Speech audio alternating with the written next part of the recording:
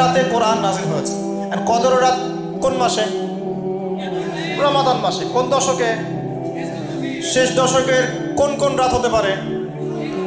মাশাআল্লাহ, 21, 27, 21, 23, 25, 27, 29, এর মধ্যে যে কোনো একটা। ওই যে বলে 27ই হবে, হতেই হবে। 21, 23, 25, 27, 29 যে কোনো এক রাতে হতে পারে। আল্লাহ পাক আমাদেরকে লাইলাতুল কদর পাওয়ার তৌফিক দান। এবং যুবকদের যৌবনে আল্লাহ পাক বেশি বেশি রমজান দান করুন, বেশি বেশি লাইলাতুল কদর দান করুন। আগেকার উম্মতের হায়াত লম্বা ছিল, তাই তারা অনেক সময় পেত ইবাদত করতে। আমাদের যেহেতু একটা শর্ট, এই কারণে আল্লাহ রাব্বুল আলামিন আমাদেরকে এরকম উৎসবের কিছু সিজন দিয়েছেন, ইবাদতের সিজন দিয়েছেন। যেমন লাইলাতুল কদর, এক রাত ইবাদত করবেন, 1000 মাস ইবাদতের চাইতে উত্তম হবে ইনশাআল্লাহ। আল্লাহ রাব্বুল আলামিন আমাদের সবাইকে বেশি বেশি নেক আমল করার তৌফিক এনায়েত করুন। এখন আল্লাহ পাক বলছেন কোরআন নাজিল করেছি লাইলাতুল কদরে। লাইলাতুল কদর হচ্ছে রমজান মাসের শেষ দশক, তার মানে রমাদান মাসে কোরআন নাজিল হয়েছে। তাহলে রমাদান মাসের সবচেয়ে ইম্পর্টেন্ট বিষয় কি ভাই? কোরআন নাজিল হওয়া। এখন কোরআন নাজিল হওয়ার পর কি হয়েছে? উত্তর, কোরআন নাজিল হওয়ার পর মাত্র 23 বছরের ব্যবধানে, কত বছর? মাত্র 23 বছরের ব্যবধানে একটা আইয়ামে জাহেলিয়া, মানে আবু জেহেলের সমাজ মুহাম্মদ সাল্লাল্লাহু আলাইহি ওয়াসাল্লামের সমাজে পরিণত হয়েছে। বলি আল্লাহু আকবার। এই ডিজিটাল তাকবীর দিও। কোন যুগে আসলাম রে ভাই? সবই চেঞ্জ হয়ে যাচ্ছে দিন দিন। আচ্ছা, ঠিক আছে শুকরিয়া। প্রিয় ভাই, আমার দিকে খেয়াল করেন।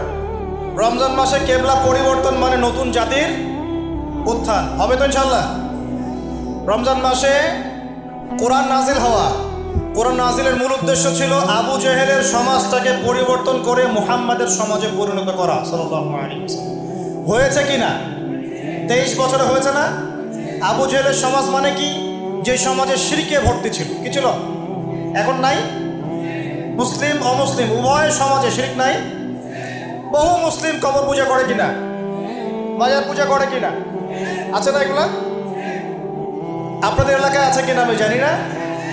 আমি বহু জায়গায় ঘুরে আসছি বাংলাদেশের, বাপরে বাপ। এবং কোনো কোনো জায়গায় তারা এত বেশি শক্তিশালী, বলতে গেলে কল্লাকাটি ফেলা হয়ে যাবে, মাথা খারাপ।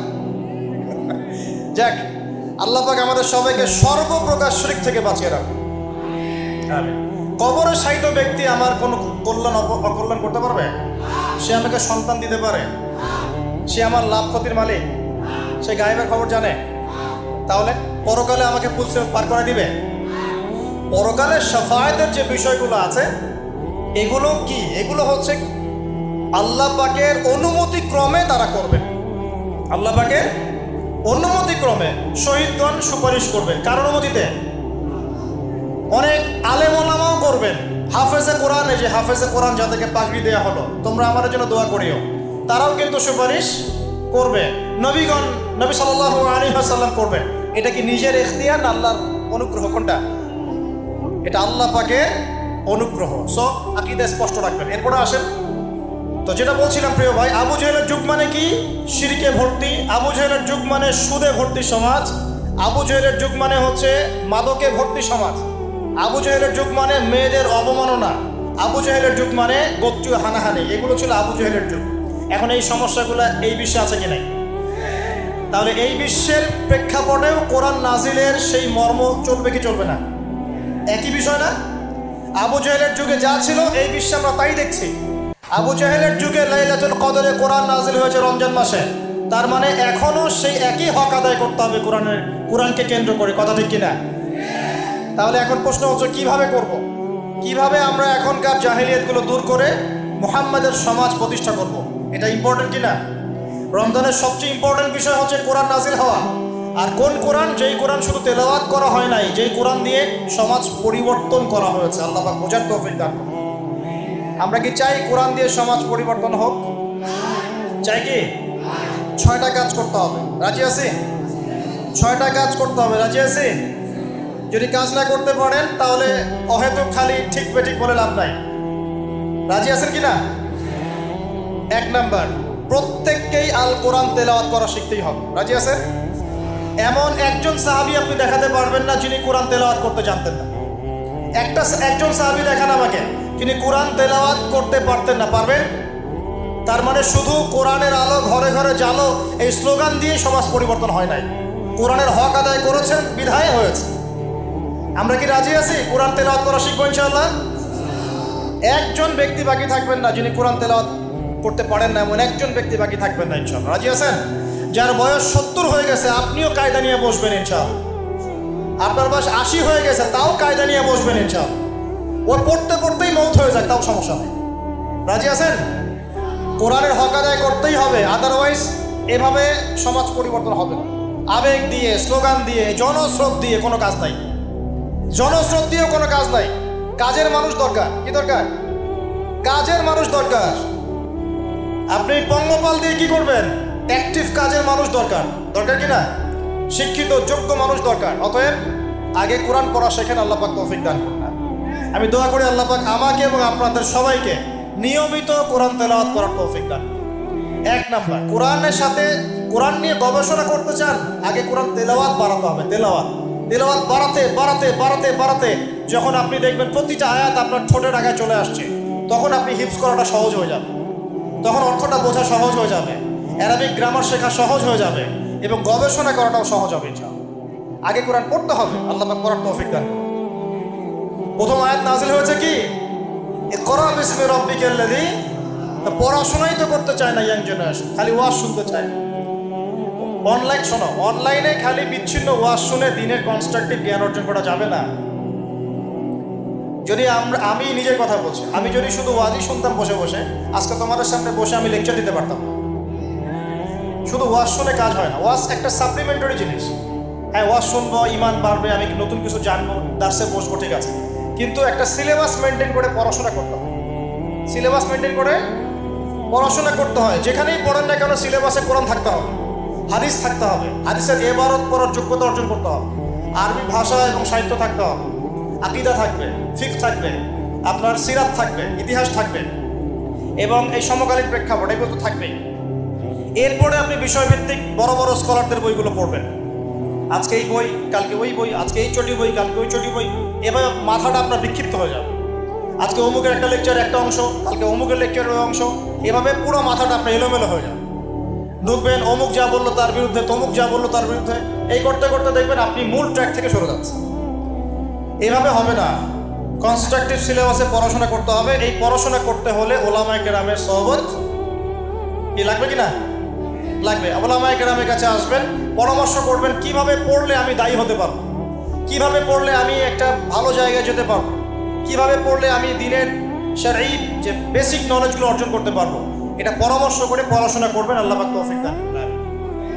প্রিয় ভাইরা, 6টা কাজের প্রথমটা হচ্ছে আল কোরআন আগে আপনাকে পড়া শিখতে হবে। 1, 2, কোরআনের ভাষা শিখতে হবে। কোরআনের ভাষা শিখতে হবে।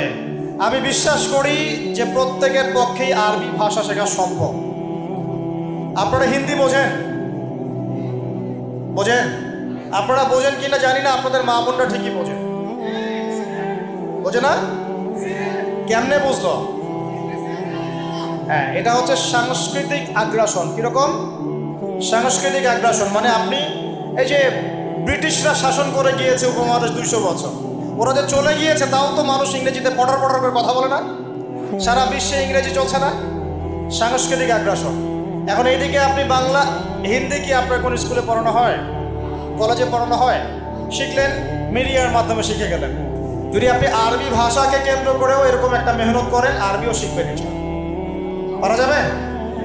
3 নম্বর কাজ, কোরআনের কিছু অংশ মুখস্থ করতে হবে। রাজি আছে কিনা ইনশাআল্লাহ? কমপক্ষে 1 পারা, কমপক্ষে 1 পারা মুখস্থ করবো। রাজি আছে ইনশাআল্লাহ? 4 নম্বর, কোরআনের অর্থ বুঝতেই হবে। রাজি আছেন কিনা? আমি 3টা তাফসীরের নাম বলে দেই। জালালাইন, ইবনে কাসির, মারিফুল কোরআন। কমপক্ষে এই 3টা তাফসীর বাসায় থাকা চাই। রাজি আছেন? কিনবেন, অবশ্যই কিনবেন এবং কম্পারেটিভভাবে পড়বেন। দেখবেন ইনশাআল্লাহ আপনি অনেক কিছুই বুঝতে পারছেন। আপনি আরবি ভাষা না শিখলেও না বুঝলেও কমপক্ষে প্রতিদিন 10টা করে আয়াত পড়বেন অর্থ সহ। পারবেন কিনা ইনশাআল্লাহ? রাজি আছেন তো ইনশাআল্লাহ? 5 নম্বর হচ্ছে আল কোরআনের আদেশ মানা, নিষেধ বর্জন করা। কোরআনের আদেশ মানা, নিষেধ বর্জন করা। আল্লাহ পাক আমাদের সবাইকে কোরআনের আদেশ মানা, নিষেধ বর্জন করার তৌফিক দান করুন, বলি আমিন। আর 6 নাম্বার হচ্ছে কোরআনের দাওয়াত মানুষের দুয়ারে দুয়ারে পৌঁছে দেয়া। পারবো ইনশাল্লাহ? যারা কোরআন শিখেছি, টুকটাক কিছু পড়েছি, জেনেছি, অতটুকুই আপনি মানুষের কাছে পৌঁছে দেন, আল্লাহ পাক তৌফিক দান করুন।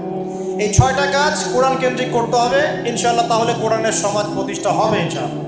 আল্লাহ পাক আমাদের সবাইকে কবুল করুন, বলি আমিন। তাহলে রমাদান মাসে কেবলা পরিবর্তন হয়েছে, ওই শিক্ষা আমরা শিখেছি। কোরআন নাজিল হয়েছে, এই শিক্ষাও শিখলাম। আরেকটা কাজ হয়েছে রমজান মাসে, কি ওই যে ভাই বললো কি হয়েছে? আচ্ছা, বদর যুদ্ধে একদিকে নবী সাল্লাল্লাহু আলাইহি ওয়াসাল্লাম এবং সাহাবীরা মাত্র 313 জন, আর রাহিকুল মাকতুম বইয়ে আছে 317 জন, যেটাই হোক না কেন অ্যাপ্রক্সিমেটলি। ওই দিকে আছে তারা প্রায় 1500। ওই দিকের বাহিনীর নাম কি? আবু জেহেলের বাহিনীর নাম কি?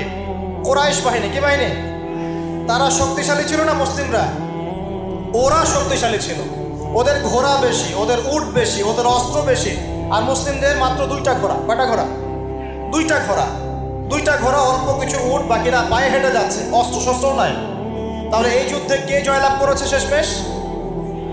আল্লাহ পাক ফেরেশতা নামিয়ে সাহায্য করেন নাই? রমজানে বদরের যুদ্ধ হয়েছে, মুসলিমরা বিজয় লাভ করেছে, তাই তো? এখন শিখলাম কি? রমজান মাস হচ্ছে জালেমের বিরুদ্ধে দাঁড়িয়ে যাওয়ার মাস। শিখলাম কি? বুঝতে পারলেন কথা নাকি? না বুঝেই হ্যাঁ বললেন। রমজান মাস কি? জালেমের বিরুদ্ধে দাঁড়িয়ে যাওয়ার মাস। এখন আগেই বড় লেভেলে আপনাকে নিয়ে যাচ্ছি না। আমাদের নফস কি জুলুম করেছে কিনা? আল্লাহুম্মা ইন্নী যালামতু নাফসি পড়ি কিনা? রব্বানা যালামনা আনফুসানা পড়ি কিনা? তাহলে নিজের নফসের জুলুমের বিরুদ্ধে আপনি দাঁড়িয়ে যাবেন রমজান মাসে ইনশাআল্লাহ। ওই সমস্ত হারাম অ্যাফেয়ার্স বন্ধ, পর্নোগ্রাফি দেখা বন্ধ, সুদ খাওয়া বন্ধ, ঘুষ নেওয়া বন্ধ, মিথ্যা কথা বলা বন্ধ। মানে নফসের সাথে তাবেদারির যত পাপ আছে সব পাপ বন্ধ ইনশাআল্লাহ। রাজি আছে কিনা? নিয়াত করেন ভাই, ইন্নামাল আমালু বিন্নিয়াত তো করেন, আল্লাহ পাক তৌফিক দিবেন ইনশাআল্লাহ। আচ্ছা, তারপরে যদি দেখেন পরিবারের জুলুম, পরিবারের জুলুমের বিরুদ্ধে দাঁড়িয়ে যাবেন। যদি দেখেন অর্থনীতিতে জুলুম, ওর বিরুদ্ধে দাঁড়িয়ে যাবেন। যদি দেখেন যে সমাজে জুলুম, ওর বিরুদ্ধে দাঁড়িয়ে যাবেন। যদি দেখেন বিশ্বে জুলুম, ইনশাল্লাহ মুসলমানরা ওর বিরুদ্ধে দাঁড়াবে ইনশাআল্লাহ। আজ হোক আর কাল হোক দাঁড়াবে। রমজান মাস আসলেই দেখবেন যে ওই ফিলিস্তিনিদের উপরে নির্যাতন বাড়িয়ে দেওয়া হয় না? বিভিন্ন জায়গায় মুসলিম কান্ট্রিদের উপর নির্যাতন বাড়িয়ে দেওয়া হয়। তা আমরা দোয়া করি রমজান মাসে আল্লাহ পাক যেন ওই জালেমদেরকে ধ্বংস করে না। এই রমজান মাসে আল্লাহ পাক যেন মাজলুম ভাইদেরকে প্রতিবাদ করার তৌফিক দান করেন ইনশাআল্লাহ তাআলা। সময় আস্তে আস্তে শেষের দিকেই যাবে এবং ইনশাআল্লাহ কিয়ামত হবে না যতদিন পর্যন্ত না এই বিশ্বে ইসলাম প্রতিষ্ঠা হচ্ছে, তার আগ পর্যন্ত ইনশাআল্লাহ কিয়ামত হবে না। এটা নিজের খাতায় ডায়েরিতে লিখে নেন, এটাই হবে ইনশাআল্লাহ। এবার আসেন ইফেক্টিভ রমাদানের 10টা পয়েন্টের কয়েকটা আমি বলেছি, বাকিগুলো বলে শেষ করছি। 1, প্রিয় ভাই আমার দিকে তাকান, আমরা কি চাই রং করতে নাকি রমজান মাসে গুনাহ মাফ করাতে? আমার সাথে বলেন, এই 10টা কাজ আমরা সবাই করব ইনশাআল্লাহ। রমজান মাসকে ইফেক্টিভ করতে এই 10টা কাজ করব ইনশাআল্লাহ। রাজি আছেন? 1 নাম্বার হচ্ছে 5 ওয়াক্ত নামাজ। রাজি আছেন কিনা? 5 ওয়াক্ত নামাজ সাধ্যমতো চেষ্টা করব জামাতে পড়ার জন্য। ওই যে নামাজ নাই ইসলাম নাই, নামাজ যে পড়ে না ওর সাথে কোনো খাতির নাই। খাতির আছে? কোনো খাতির নাই। নামাজ অবশ্যই পড়তে হবে, মাস্ট বি। এরপরে নামাজের সাথে সাথে কমপক্ষে 12 রাকাত করে নফল। কত রাকাত? যে ব্যক্তি 12 রাকাত নফল বা সুন্নত দৈনিক পড়ে তার জন্য জান্নাতে একটা ঘর তৈরি করা হয়। 12 রাকাত কি কি কে বলতে পারবেন? প্রথমে ফজরের 2, জোহরের আগে 4, জোহরের পরে 2, কত হলো? 4, 2, 6, 2, 8। মাগরিবের পরে, এশার পরে, এই হলো 12। পড়বো তো ইনশাআল্লাহ।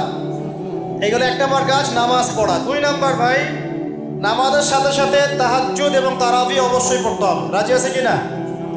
আল্লাহর ওয়াস্তে গ্যাঞ্জাম করতে যায় না 20 না 8, এই গ্যাঞ্জামে আল্লাহর ওয়াস্তে যায় না। তারাবির নামাজ 5 ঘন্টা। কত রাকাত সেটা বড় কথা না। তারাবির নামাজ কত ঘন্টা? প্রায় 4-5 ঘন্টা। আর 5 ঘন্টায় 8 রাকাত পড়েন, 5 ঘন্টায় 20 রাকাত পড়েন। কি বুঝতে পারছেন কথা? নবী সাল্লাল্লাহু আলাইহি ওয়াসাল্লাম তারাবির নামাজ কত লম্বা পড়েছেন? 1 ঘন্টা। কতক্ষণ পর্যন্ত? সাহাবীরা কি বলছেন? সাহাবীরা বলছেন যে আমরা তড়িঘড়ি করে সেহরি খেয়েছি। নামাজ এত লম্বা নবীজি পড়েছেন, শেষে তড়িঘড়ি করে সেহরি করতে হচ্ছে। তা নবী সাল্লাল্লাহু আলাইহি ওয়াসাল্লামের 2 রাকাত নামাজ কত লম্বা ছিল। আমরা এখন নামাজের রাকাত সংখ্যা নিয়ে যত বেশি ঝগড়া করি, কোয়ালিটি নিয়ে এত ঝগড়া করি না। কোয়ালিটি ইম্পর্টেন্ট না? আমার নামাজটা কত সুন্দর হচ্ছে, কত লম্বা হচ্ছে, কত ধীর স্থির হচ্ছে, এই নামাজে আমি ধীর স্থিরভাবে কোরআন শুনবো, বুঝবো, চোখ দিয়ে পানি ঝরবে, এগুলো ইম্পর্টেন্ট না? মক্কা মদিনায় গিয়ে দেখেন, যারা এখন উমরা করতে গিয়েছেন অনেক, তারা সৌভাগ্যবান। তারাবির নামাজ নর্মাল এমনি যে কোনো নামাজেই, তারাবির নামাজ তো আরও বেশি। দাঁড়ালে আপনার চোখ দিয়ে পানি পড়তে বাধ্য।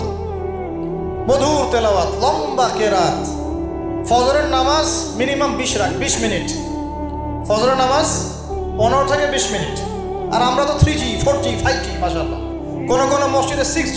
মানে সূরা ফাতিহা শুরু হয়, ওই শেষে গেলে দলিন শেষ, মানে আর কিছু বুঝলাম না মাঝখানে কিছু। এগুলো কি নামাজ? আমরা তো নামাজ পড়তেই ভাই দুনিয়াতে আসছি, নাকি? দুনিয়াতে আসছি কেন? ওয়া মা খালাকতুল জিন্না ওয়াল ইনসা ইল্লা লিয়াবুদুন। তো নামাজই তো পড়তে আসছি ভাই, এত তাড়াহুড়োর কি আছে? ধীর স্থিরভাবে আপনি 8 রাকাত পড়তে চান, পড়েন, লম্বা করে পড়েন, ধীর স্থিরভাবে পড়েন। এক ভাই বলছেন আমি 20ই পড়বো। আচ্ছা ভাই পড়ুক তো, ওকে 20ই পড়তে দেন, লম্বা করে পড়তে বলেন, ধীর স্থিরভাবে পড়ো। আরেকজন পড়ছে 2 রাকাত, রাতের সালাত 2 করে, একটা হাদিস আছে না, রাতের সালাত 2 করে। এই বেচারা 2 করে পড়তেই আছে। তো লম্বা করে পড়লে কোনো সমস্যা আছে? উদ্দেশ্য কি? আল্লাহকে পাওয়া। আমি নামাজে আল্লাহকে পেলাম কিনা এটা বড় কথা। আল্লাহ রাব্বুল আলামিন আমরা সবাইকে ধীর স্থিরভাবে কোরআনকে কেন্দ্র করে তারাবি তাহাজ্জুদ করার তৌফিক দান। এটা রমজান মাসের ইফেক্টিভ রমাদান আপনাকে কাজে দিবে। 2 নাম্বার 3, এটা বলে দিয়েছি, রমজান মাস হবে কোরআনময় মাস। এই মাসে কোরআনের 6টা হক আমরা আদায় করবো ইনশাআল্লাহ। মনে আছে তো ইনশাআল্লাহ? তেলাওয়াত, মুখস্থ করা, আরবি শেখা, আদেশ নিষেধ মানা, দাওয়াত দেয়া এবং হিফজ করা। পারবো তো ইনশাআল্লাহ? নিয়াত করেন জোরে জোরে। 4 নাম্বার, রমজানকে ইফেক্টিভলি ইউটিলাইজ করতে হলে প্রতিটা কাজ সুন্নত সম্মতভাবে করতে হবে। এভাবে আপনি রমজানটাকে ইফেক্টিভলি ইউটিলাইজ করতে পারেন। কীরকম একটু বোঝাচ্ছি। মনে করেন এমনি নর্মালি আমরা সব সুন্নতগুলো অনেক সময় খেয়াল রাখি না। খাচ্ছি, খাওয়ার সুন্নত, খাওয়ার মধ্যে কিন্তু প্রায় 10-এর বেশি সুন্নত আছে। ওযুর সুন্নত, কথা বলার সুন্নত, হাঁটার সুন্নত, কাপড় পরার সুন্নত, দোয়া কালামগুলো, ঘুমানোর সুন্নত, অনেক সময় আমরা কিন্তু এগুলো খেয়াল করি না। রমজান মাসে চেষ্টা করবেন প্রতিটা কাজ সুন্নাহ মাফিক বুঝে করার জন্য। আল্লাহ তৌফিক দান। রমজানে ঘুমাবো, ঘুমানোর আগে বিছানাটা ঝেড়ে নেব, লাইটসটা অফ করবো, আমরা দোয়া, এই যে সূরা ফালাক নাস ইখলাস এগুলো পড়বো, কাফেরুন সূরা পড়বো, আয়াতুল কুরসি পড়বো, সূরা বাকারার শেষের আয়াতগুলো পড়বো, পারলে সূরা মুলকটা পড়বো, ঠিক আছে? প্রয়োজনে ওযু করে আসবো, এসে আমরা ডান কাতা হয়ে শুয়ে আল্লাহুম্মা বিইসমিকা আমুতু আহইয়া, এই যে শুরু করলাম।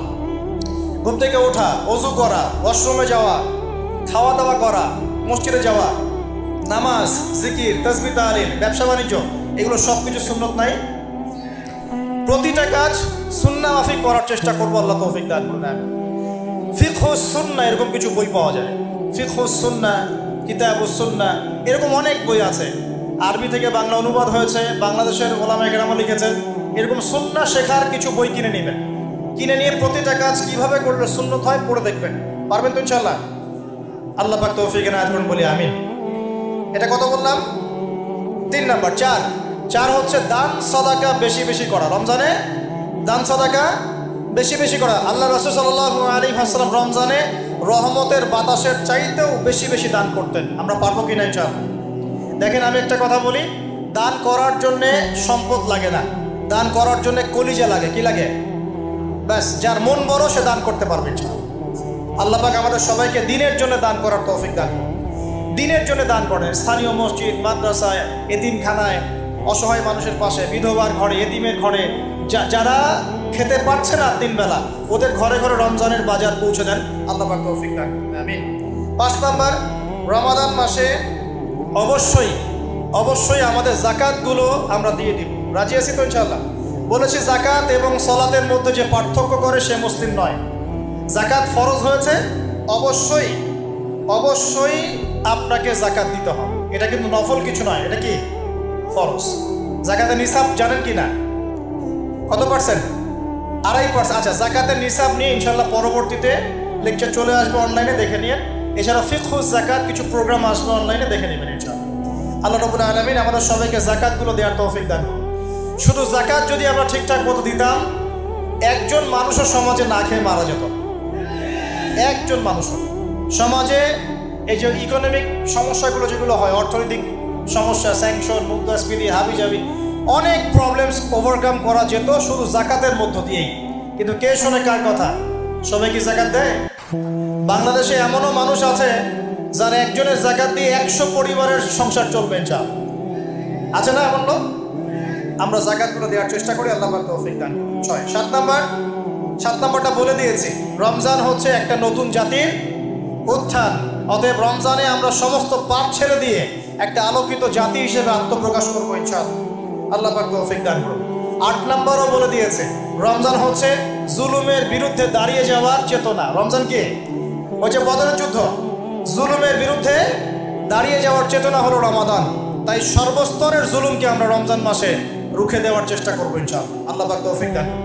শুরুটা হবে কোত্থেকে?